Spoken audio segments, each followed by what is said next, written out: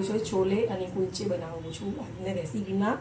તો તમે જોઈ શકશો કે હું કઈ રીતે બનાવું છું, જેથી કરીને તમે બી ક્યારેક બનાવી શકો ઘરે અને ખાઈ શકો.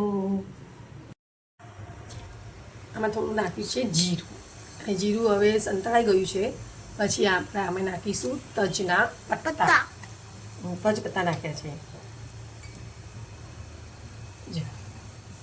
થોડું તેલ ગરમ થાય એટલે આપણે નાખીશું. જો આ ગાઈઝ આમાં મેં પેસ્ટ બનાવી દીધી છે પહેલેથી જ.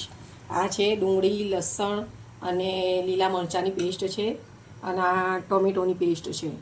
આને આપણા બધા મસાલા છે, રેગ્યુલર મસાલા છે. અને છોલેનો મસાલો હું એક્સ્ટ્રા ઉપરથી નાખી દઈશ પછી. હા નહીં, એ ગરમ મસાલો છે આપણે સ્પેશિયલ મસાલો, આપણો ઘરનો સ્પેશિયલ મસાલો છે.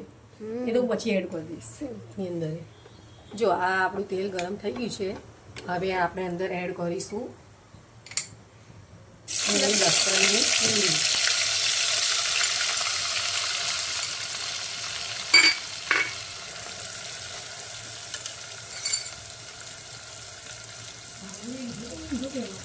હવે આપણે આને સાતળીશું. થોડું ગરમ થાય ને એના પછી થોડું આ બ્રાઉન કલર થાય ને એના પછી આપણે એડ કરીશું ટમેટોની પેસ્ટ. આ રહી ને ટમેટો પેસ્ટ, પણ એને બ્રાઉન કલરનું થવા દેવાનું છે. ડુંગળી લસણનું તરત નહીં નાખી દેવાનું ટમેટો પેસ્ટ, પછી આ શું કાચું રહી જાય છે. હા, એ તો હમણાં થઈ જશે.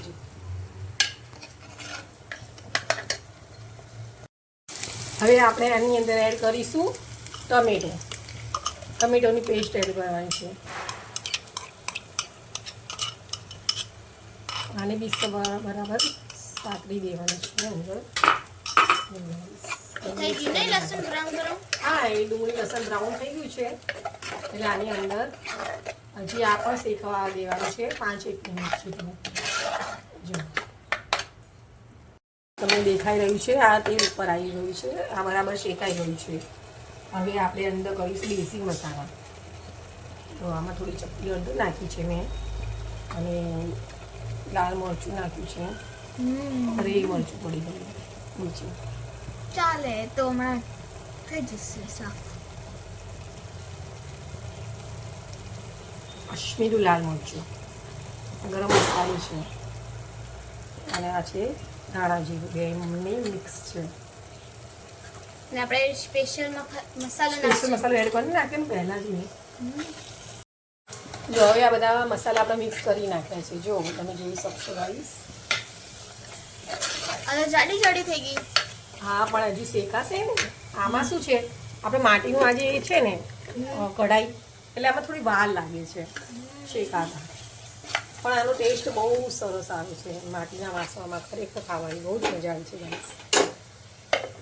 હવે એને ઢાંકી દેવાનું છે 5 મિનિટ. આ શું નાખે છે તો?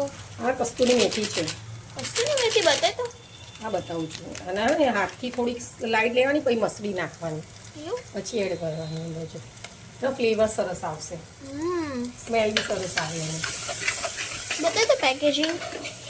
હવે કસ્તુરી મેથી.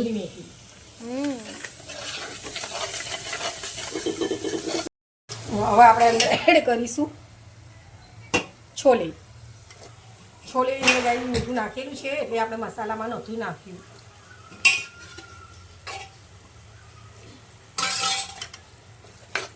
એને હલાવી દેવાના. હલાવીને પાછા 5-1 મિનિટ માટે રહેવા દેવાના છે, એટલે બધો મસાલો અંદર એ થઈ જાય ને એટલા માટે.